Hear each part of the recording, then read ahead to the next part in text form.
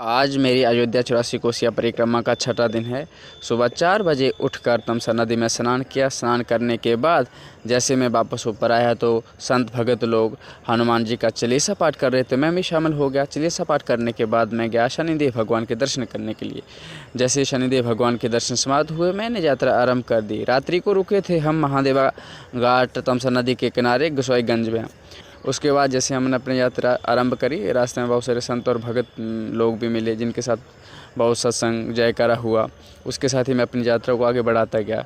थोड़ी दूरी पर जाने के बाद एक सिटी आई और सिटी में थे बहुत सारे संत भगत लोग और साथ में एक कुत्ता जो 4-5 दिन से हमारे साथ चल रहा था।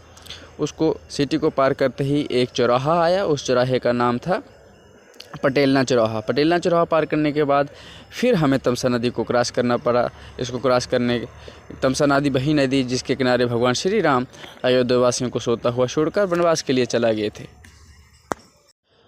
कुछ कदम चलने के बाद रोड के किनारे लोगों की बंधी हुई भैंसियाँ दिखाई दी। उसके बाद पड़ा एक जंगल से कुछ लोग साइकिल पे जा रहे थे, कुछ पैदल जा रहे थे और मेरी तो पैदल यात्रा है।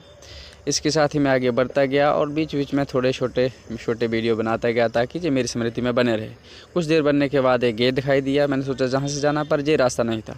आगे जाने पर एक ईंटों का भट्ठा दिखाई दिया जहाँ पर ईंटें बनाई जाती है। उसके बाद मैंने अपनी यात्रा को जारी रखा। थोड़ी दूरी पर जाने के बाद मुझे बहुत सारे शिवलिंग मिले जो एक वट वृक्ष के नीचे थे और उनके मैंने दर्शन किए, उनका प्रणाम किया और उसके बाद अपनी यात्रा आगे बढ़ा ली। अब मैं एक जगह पर पहुँच ही गया हूँ जहाँ आज रात्रि विश्राम करना है। इसका नाम है आगागंज टेकरी संस्कृत विद्यालय। जो एक संस्कृत विद्यालय है। आज सारी जो भी यात्रा है परिक्रमा जहाँ पर विश्राम करेगी। बहुत सारे संत भगत लोग पहले ही आसन लगा चुके हैं। मैंने भी प्रयास किया एक दूसरे छत में जाकर।